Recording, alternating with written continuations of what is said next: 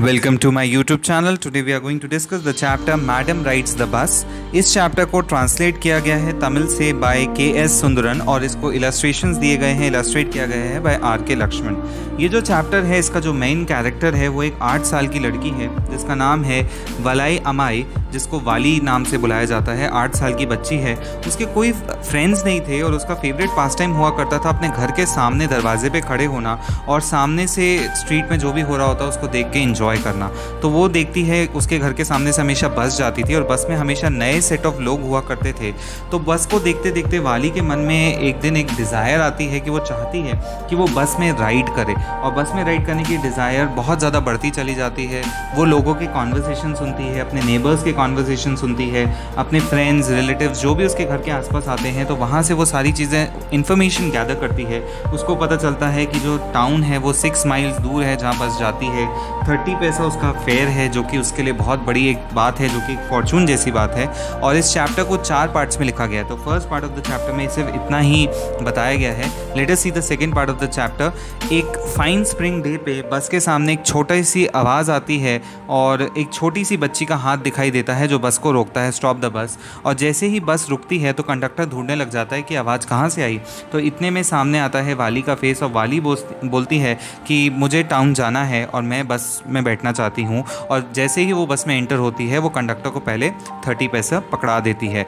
But conductor बोलता है ठीक है चलिए आप अंदर चलिए, और अपना हाथ देता है उस लड़की को वहाँ पे बैठने के लिए बोलता है। तो वो बोलती है never mind, I can get on myself and you don't need to help me. तो वो एक मैडम के जैसा बिहेव करती है। इस बात पे कंडक्टर उसका मजाक बनाने लग जाता है और उसको मैडम कह के बुलाता है, जिससे वाली को बहुत गुस्सा आता है।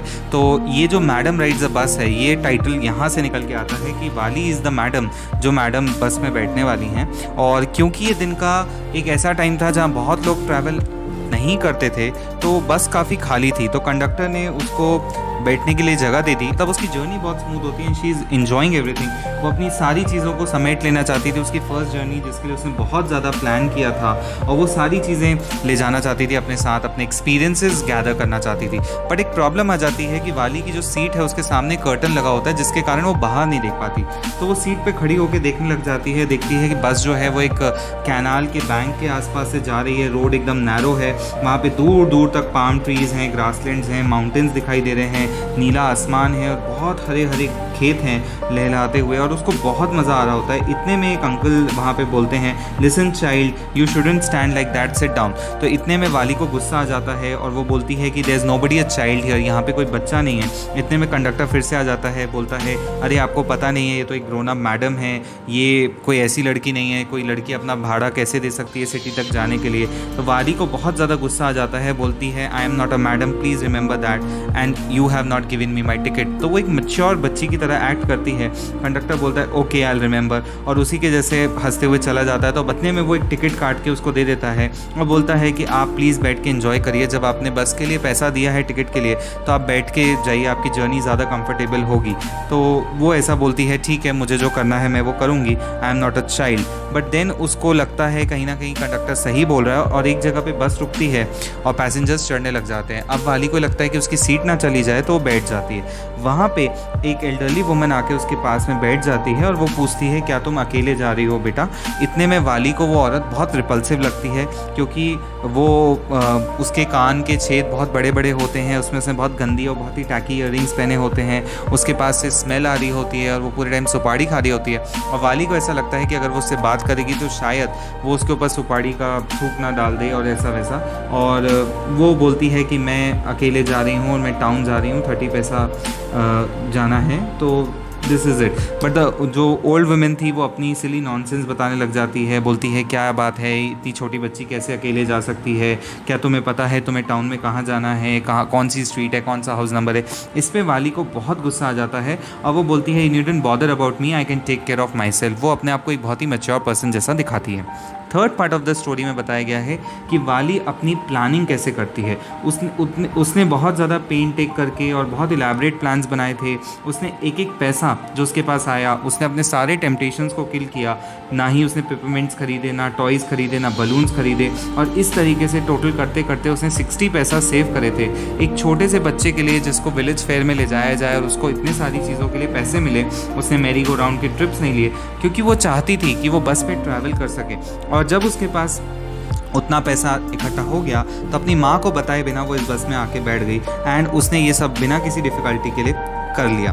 और हर दिन वो लंच के बाद अपनी मदर को ऑब्जर्व करती थी। उसको पता है कि उसकी माँ जो है 1 to 4 के बीच में सोती रहेगी। तो वाली को ये जो टाइम मिला था उसको पता था ये एक्सर्शन करने के लिए सही है और वो अपने डोरवे में खड़े होकर उसने सारी प्लानिंग कर ली थी। अब जो उसकी बस थी वो एक बेयर लैंडस्केप के थ्रू जा रही थी जहाँ पे एक छोटा सा गाँव दिखाई दे रहा था। वहाँ पे कई सारे शॉप्स थे और बस जो थी ऐसा लग रहा था कि बस गॉबल कर रही है, बीच बीच में कहीं कहीं जा रही है। रास्ते में लोग आ रहे थे और बस एकदम स्मूथ चलती जाती है, सारे ऑब्स्टिकल्स पीछे छूटते जाते हैं। वाली का एक्साइटमेंट बढ़ता चला जाता है।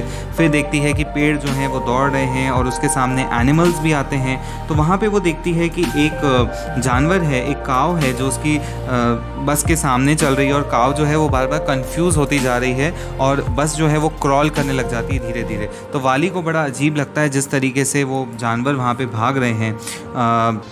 यहाँ पे आके कंडक्टर फिर उसको डांटता है। कंडक्टर फिर उससे बात करता है, बोलता है कि तुम इतना क्यों हंस रही हो, थोड़ी बहुत हंसी कल के लिए बचा के रखो। जैसे कि काओ रोड से मूव ऑफ होती है तो उनकी जो बस है वो फिर से स्पीड में आगे बढ़ जाती है। अब जब ये बस टाउन पहुंच जाती है सब लोग उतर जाते हैं, बट कंडक्टर जो होता है वो एकदम डमस्ट्रक हो जाता है क्योंकि वाली यहाँ पे नहीं उतरती। वो बोलती है कि मुझे यहाँ से नहीं जाना है, जबकि कंडक्टर उसको बोलता है कि तुम्हें जाना नहीं है नीचे। तो इतने में वो उसको 30 पैसा निकाल के देती है, बोलती है this is the fair for the return part. तो कंडक्टर को समझ में आ जाता है, उसको कुछ ऑड लगता है। वो बोलता है क्या मैं तुम्हारे लिए कुछ ला सकता हूँ, क्या तुम्हें कुछ खाना है, तुम जाके चाहो तो एक राउंड मार के आ सकती हो, मैं तुम्हारे लिए बस रोक के रखूँगा। बट वो यहाँ पे फिर से नो करती है और वो बैठी रहती है बस में उसी सीट पे। जब लौटने टाइम की जर्नी होती है तो फिर से उस बस में बहुत ज़्यादा लोग नहीं होते हैं। इतने में कंडक्टर आके उससे पूछता है क्या तुम्हारी माँ तुम्हें ढूंढ नहीं रही होगी। सो वो बोलती है नहीं, no one will be looking for me, क्योंकि उसे पता है इस समय सब घर में सो रहे होंगे। अब जब बस स्टार्ट हो जाती है फिर से उसको वो वंडरफुल साइट्स और एक्साइटमेंट दिखाई देते हैं, बट अब उसको वो काव दिखाई देती है जो मर चुकी थी। तो वो कंडक्टर से पूछती है क्या ये वही गाय है जो हमारी बस के सामने दौड़ रही थी। अब उसको रियलाइजेशन होता है ऑफ लाइफ एंड डेथ और उसको दिखाई देता है किस तरीके से वो बेचारी जो गाय है उसको पूरे में खून है और पूरे में किस तरीके से वो वहाँ पे पड़ी हुई है। उसका जो इंथुजियाज़म था जो स्टार्टिंग ऑफ द जर्नी में था वो अब नहीं था क्योंकि उसके सामने वही बस की इमेज आ रही थी कि वो गाय कैसे दौड़ रही थी बस के आगे, and now she is not there. इतने में यहाँ पे जब वो अपने घर में घुसती है तो वो देखती है एक चैटर बॉक्स आंटी जो उसके घर के बाजू में रहती है, उसकी माँ से बात कर रही होती है और वहाँ से वो निकल के जाती है। इतने में वो आंटी उससे पूछती है कि तुम कहाँ थी। सो वो कुछ कन्वर्सेशन का जवाब नहीं देती और शांति से निकल जाती है। और जब उसकी माँ और वो आंटी कुछ बात कर रही होती हैं तो बीच में येस येस करके उनकी बात में इंटरप्ट कर देती है। तो वो दोनों उसको डांटने लग जाती हैं और बोलती तुम यहाँ से जाओ। तो वाली क्योंकि अपनी एज से बहुत ज़्यादा मैच्योर थी तो उसको सारी चीज़ें समझ में आती हैं। I hope you like the explanation. Please do like, share, subscribe to channel for more updates. Thank you.